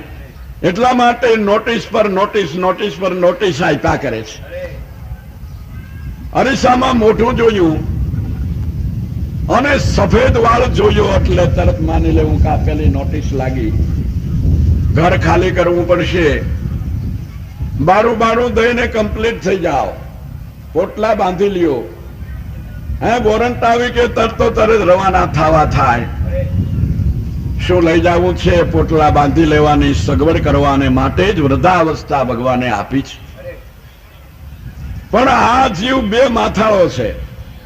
આવી 3 ને 7 નોટિસો આપો તો ઘોળીને પી જાય એવો છે. કાંઈ કરે એમ નથી, તૈયારી. નહીતર ભગવાન કોઈ ભૂલ કરે છે એમ કેવું હે તો આપણી નરી મૂર્ખતા છે ને. વડલાના ઝાડ નીચે મુસાફર સૂતો, વડલાની માથે જોયું કેટલા બધા પાંદડા ને જબરજસ્ત વડ, ગગનની સાથે વાતું કરે એવું. પણ એના ફળ જુઓ તો આવડા. આને વિચાર થયો કે ભગવાનની પાસે કોઈ પ્રધાન નથી લાગતો. 1.5 હાથનો વેલો, ન્યા આવડું મોટું અડધો મણનું પતકાવું થાય, 20 કિલોના મોટા તરબૂચ થાય, અને આવડું મોટું ઝાડ, એના ઉપર આવડું જ ફળ. હવે આના ઉપર જો મણમણના તરબૂચ લબડતા હોય તો કેવું આ ઝાડવું સુંદર લાગે. ભગવાનની પાસે કોઈ પ્રધાન નહીં હોય કે ત્યાં તો ટોચેથી પવન આવતા એક ટેટો પડ્યો પરબારો કપાળ માથે. વરના ટેટા જેવડું ઢીમડું થઈ ગયું. તરત જ જવાબ મળી ગયો, જ્ઞાન મળી ગયું. હા મારા નાથ, તારી કૃતિમાં કોઈ ફેર નથી. અધમણનું પતકાળું પડ્યું હોત તો માથું ફાટી ગયું હોત ને. માટે જેટલા મોટા ફળ છે એટલા ભગવાને જે જમીન ઉપર ચાતરીને ચાલે છે એવા વેલા ઉપર જ બનાવ્યા છે. મોટામાં મોટું ફળ હોય તો એક આંબાની માથે, એ માણા માથે પડે તો કોઈ વાગી જાય કે માથું તૂટી જાય એવું નહીં.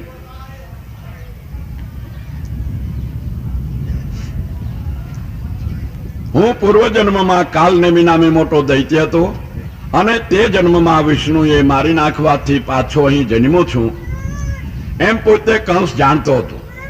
તેથી તેણે યાદવોની સાથે વિરોધ કર્યો. યદુ ભોજ અને અંધક કુળના અધિપતિ, જુઓ એક જ કુળની માલિકો રાક્ષસ અને દેવો બે જન્મેલા છે ને. કંસ રાક્ષસ હતો અને બધા યાદવો ભગવાનની સાથે લીલા કરવાને માટે દેવો જન્મ્યા હતા. યદુ ભોજ અને અંધક કુળના અધિપતિ પોતાના પિતા ઉગ્રસેનને બંધનમાં નાખી મોટા બળવાળો કંસ પોતે સુરસેન દેશનું રાજ્ય કરવાને લાગ્યો. બાપને ગાદી ઉપરથી ઉતારીને જેલમાં પૂરી દીધો અને પોતે રાજા બની ગયો. એ શ્રીમદ મહાપુરાણ ભાગવતના 10મા સ્કંદનો 1લો અધ્યાય સંપૂર્ણ. બોલો શ્રી ગિરિરાજ ધરણ કી. સુખદેવજી કહે છે, પ્રલંબાસુર, બકાસુર, ચાણુન્મર, તૃણાવર્ત, અઘાસુર, બીજા પણ બાણાસુર અને નરકાસુર આદિ દૈત્યોના રાજાઓની સહાયતાથી બલવાન કંસ યાદવોનું નિકંદન કરવા લાગ્યો. કંસને જરાસંઘનો મોટો આશ્રય હતો. કંસે દેવકીના 6 બાળક મારી નાખ્યા. પછી વિષ્ણુના અંશરૂપ શેષનાગ કે જેને અનંત કહે છે દેવકીના ઉદરમાં 7મી વારના ગર્ભમાં આવ્યા. એ ગર્ભથી દેવકીને હર્ષ અને શોક બંને થયા. વિશ્વાત્મા ભગવાને પણ યાદ કોઈ જેવના નાથ છે તેઓને કંસથી ઉત્પન્ન થયેલું દુઃખ જાણીને યોગ માયાને આજ્ઞા કરી, હે દેવી, તું ગોવાળિયાને ગાયોથી શોભી રહેલા વ્રજમાં જા. વસુદેવની સ્ત્રી રોહિણી નંદના ગોકુલમાં રહે છે અને બીજી વસુદેવની સ્ત્રીઓ પણ કંસના ઉદ્વેગથી ગુપ્ત સ્થાનકોની માલિકો રહે છે. તેમના દેવકીના ઉદરમાં મારા અંશરૂપ શેષનાગ આવ્યા છે. તેમને ત્યાંથી ખેંચીને રોહિણીના ઉદરમાં નાખ્યા. પછી હું પરિપૂર્ણ રૂપથી દેવકીનો પુત્ર થઈશ અને તું નંદની સ્ત્રી યશોદાના ઉદરથી જન્મને લઈ જઈએ.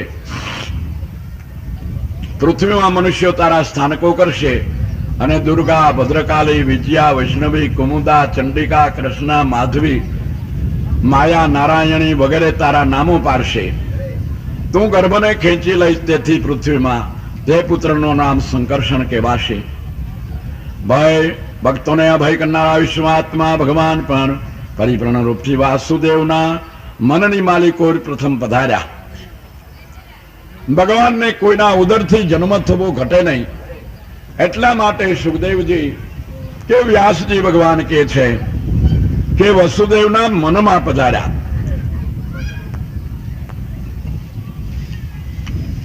પછી જગતને મંગલકારી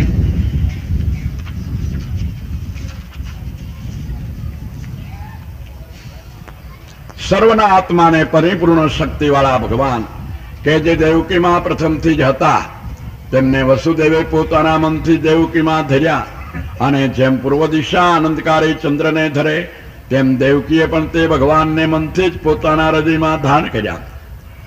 ઉદરમાં ભગવાન પધારવાને લીધે કાંતિથી ઘરને શોભાવતી અને સુંદર માંદહાસ્ય કરતી તે દેવકીને જોઈને કંસને વિચાર કર્યો, મારા પ્રાણને લેનારો વિષ્ણુ આના ઉદરમાં અવશ્ય આવી ચૂક્યો લાગે છે.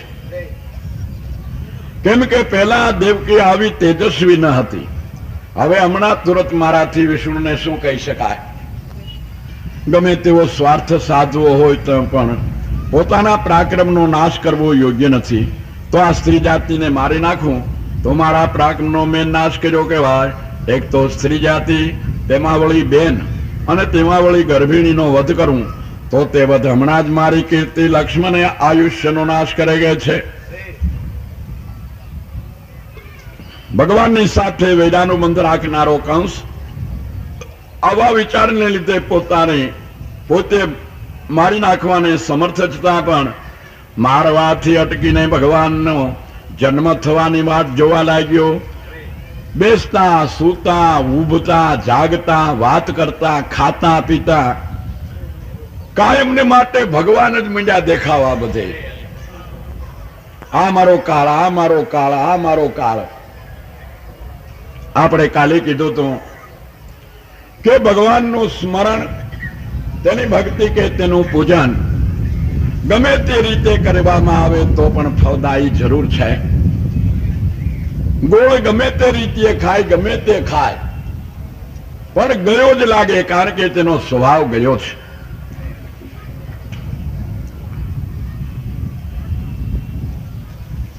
ભગવાનની સાથે વેરાનો બંધ રાખનારો કંસ આવા વિચારને લીધે પોતે મારી નાખવાને સમર્થ છતાં પણ મારવાથી અટકીને ભગવાનનો જન્મ થવાની વાટ જોવાને લાગ્યો. બેસતા, સૂતા, ઉભતા, જમતા, પૃથ્વી પર ફરતા ભગવાનનું ચિંતન કરતો એ કંસ સગળા જગતને ભગવાનમય જ જોવાને લાગ્યો. બ્રહ્મા, સદાશિવ, નારદાદિક મુનિઓ અને અનુચર સહિત દેવતાઓ ત્યાં આવીને મનોરથ પૂરનારા ભગવાનની સુંદર વાક્યોથી આ પ્રમાણે ગર્ભ સ્તુતિ કરવાને લાગ્યા.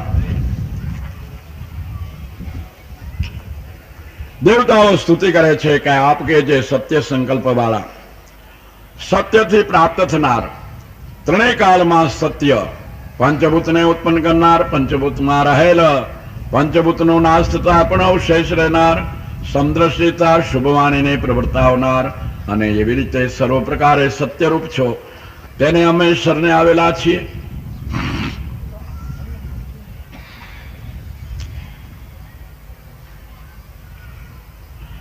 જ્ઞાન સ્વરૂપ અને સર્વના આત્મા એ કમલ સરખા નેત્રવાળા, તમે સર્વજીવના નિવાસ રૂપ આપના સ્વરૂપમાં સમાધિથી ચિત્ત બેસાડવાને લીધે આશ્રય કરવામાં આવેલા અને સર્વોત્તમ માનેલા આપના ચરણારવિંદ રૂપ વાણથી કેટલાક મહાત્મા પુરુષો સંસારરૂપી સાગરને વાછરડાના પગલામાં ભરેલા ખાબોચિયાની જેમ તરી ગયા છે. હે સ્વયં પ્રકાશ, હે મહાદયાળુ, લોકો આ ભયંકર ને દુસ્તર ભવસાગરને આપના ચરણારવિંદ રૂપી વહાણથી ઉતરીને તે વહાણ પાછું અહીં જ રાખી ગયા છે. આપ ભક્તો ઉપર અનુગ્રહ કરનાર છો. આ ભવસાગર તરી જવાનું નાવ જેટલા પ્રભુના ભક્તો થઈ ગયા તે સર્વે તહેવાર વાપરી સામે કાંઠે ગયા છે. પણ વાહન કોઈ ભેગા લેતા નથી ગયા, વાહન અહીં મૂકીને જ ગયા છે. માટે જેની ઈચ્છા થાય તે અત્યારે પણ તે વાહનની માલિકો બેસી શકે છે. હે કમળ સરખા નેત્રવાળા, જે બીજા લોકો અમે મુક્ત છીએ એમ માનીને તમારી ભક્તિ નથી કરતા,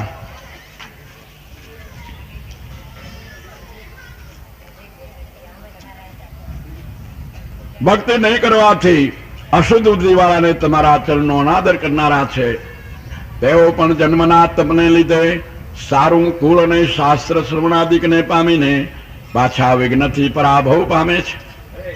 હે માધવ, જે લોકો તમારામાં સ્નેહ બાંધી રહેલા અને તમારા જ છે તે લોકો એ લોકોની બેઠી માર્ગમાંથી કદી ભ્રષ્ટ થતા નથી.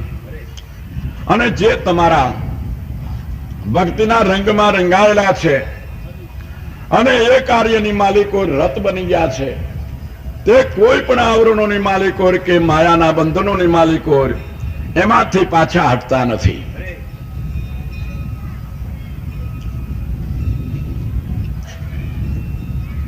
તમે અવતાર ન ધરો તો પૂજન નહીં થઈ શકવાને લીધે કર્મના ફળની સિદ્ધિ થાય નહીં. હે પ્રભુ, આ સત્વગુણમય આપનું શરીર ન અવતરે તો અજ્ઞાનને તોડનાર વિજ્ઞાનનો નાશ થયા વગર રહે જ નહીં.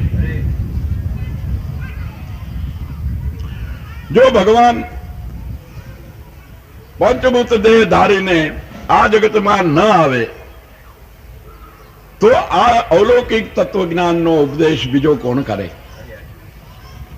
ભગવાન તો છે જ, અવિનાશી તો આ અખિલમાં બેઠો.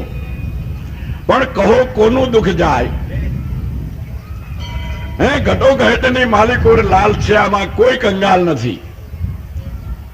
છતાં કેનો ભય મટ્યો, કેની ભ્રમણા મટી, કેના બંધનો અટળ્યા, કેનું અજ્ઞાન નાશ્યું.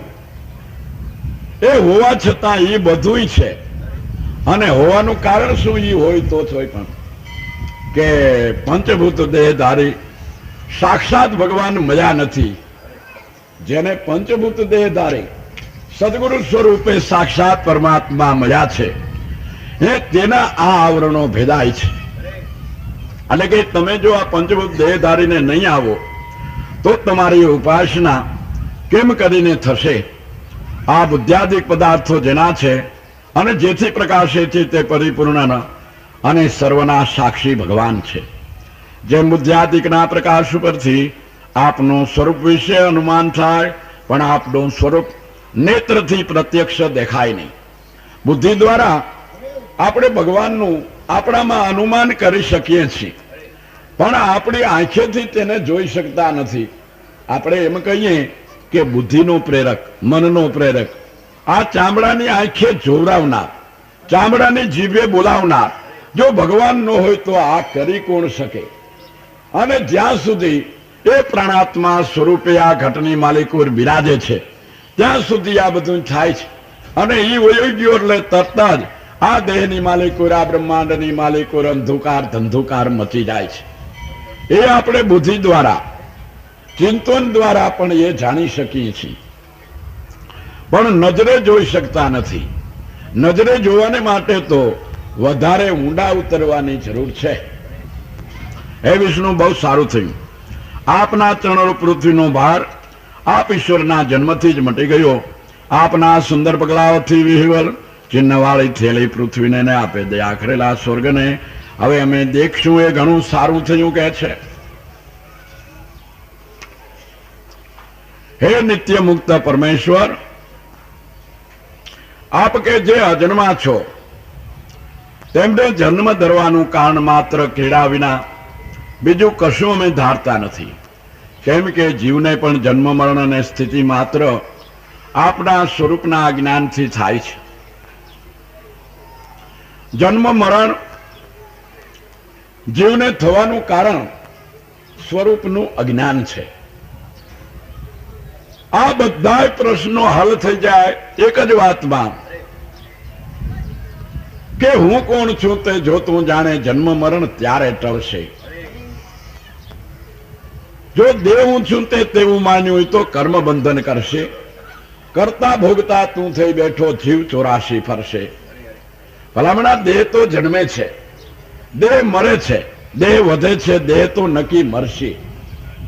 દેહપણામાં બંધાઈ રહીશ તો જન્મ મરણ નહીં મટશે. તું દેહ નથી, તું દ્રષ્ટા તેનો, પણ આ બ્રહ્મ જ્ઞાને સમજાશે. શુદ્ધ ચૈતન છો બ્રહ્મ સ્વરૂપી પણ સદગુરુ દ્વારા દેખાશે. દેહમાં છતાં તું દેહથી ન્યારો, સોહમાં આપ ઉજાશે. દાસ લાભુ કે સદગુરુ મળેથી આપ સ્વરૂપ ઓળખાશે. તો ભાઈ બ્રહ્મણાને સંશય ટળી જાય એમ છે. આ એક જ પ્રશ્ન, હું કોણ છું તે સ્વરૂપની ભાન થઈ જાય તો આ બધા પ્રશ્નો એક સાથે હલ થઈ જાય એમ છે. આવો સુખદેવજી કહે છે એ બહુ સારું થયું છે. હવે કંસ કે જેનું મોત આવ્યું છે તેને તમે બીક રાખશો નહીં. તમારા પુત્ર ભગવાન યાદવોનું રક્ષણ કરશે. સુખદેવજી કહે છે પરમ પુરુષ ભગવાન કે જેમનું સ્વરૂપ દેખાડી શકાય એવું નથી તેમની એ પ્રમાણે થાયુગ્ય સ્તુતિ કરીને દેવતાઓ બ્રહ્મા તથા સદાશિવને આગળ કરી અમને છેતરી નહીં ક્યાંક આ બે જણા જ ભગવાનને મળી ન જાય. મનાવી લઈ તેઓની સાથે લઈ પાછા સ્વર્ગની માલિકોર ગયા. એથી શ્રીમદ મહાપુરાણ ભાગવત 10મો સ્કંદ બીજો અધ્યાય સંપૂર્ણ બોલો શ્રી ગિરિરાજ ધરણ.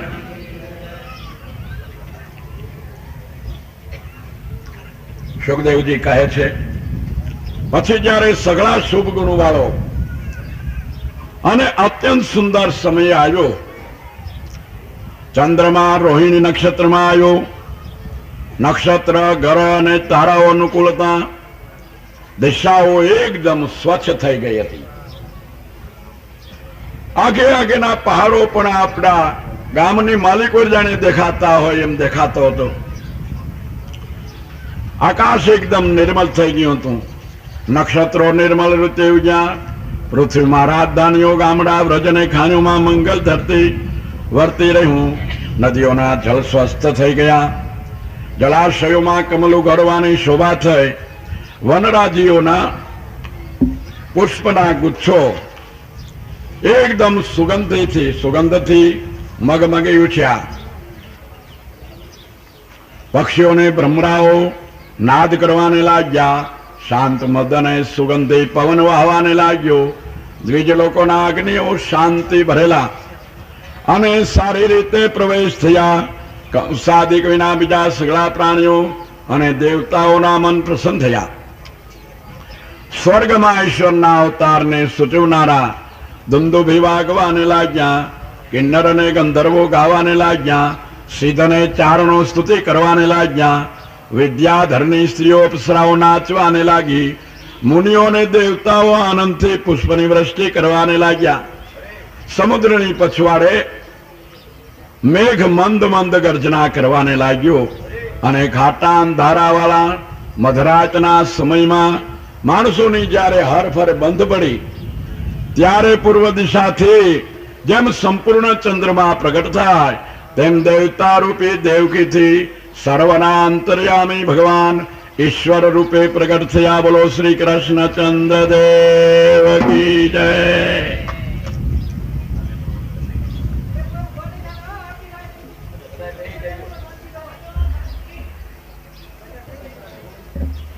આરતી વખતે કોઈએ ઊભું થવું નહીં, શાંતિથી બેઠા રહેજો.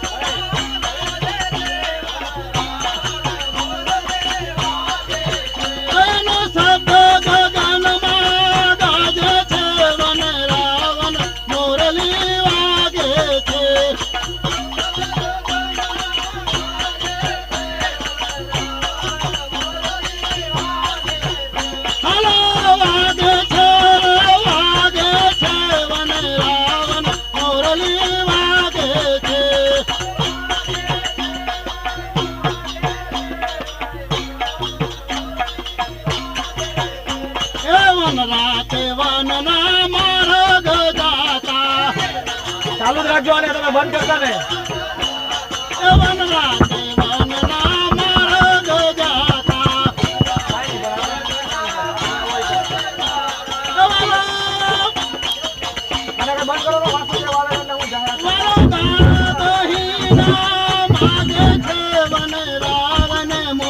વાસુદેવ ચાલુ છે કે નહીં? વાસુદેવ આવી રહ્યા છે. ચોખા હોય તો વધાવજો બધાય. ઉભા થાવમાં કોઈ, ઉભા થાવમાં બેઠાડ્યો ને એમને બેઠાડ્યો. ઉભા થાવમાં કોઈ બેઠાડ્યો બધાય.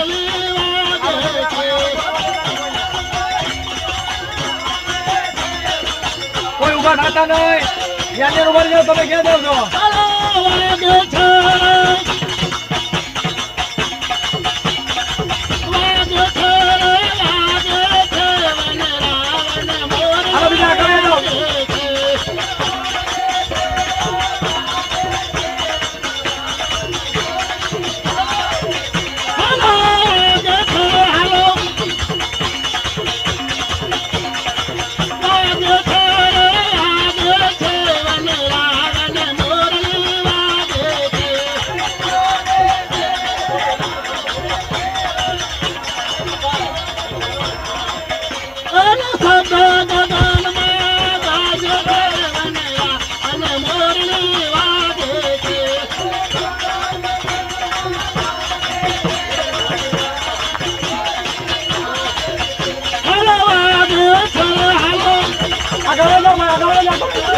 આગળ લઈ જાઓ બાપાને રમવું આગળ લઈ જાઓ આ બાજુ.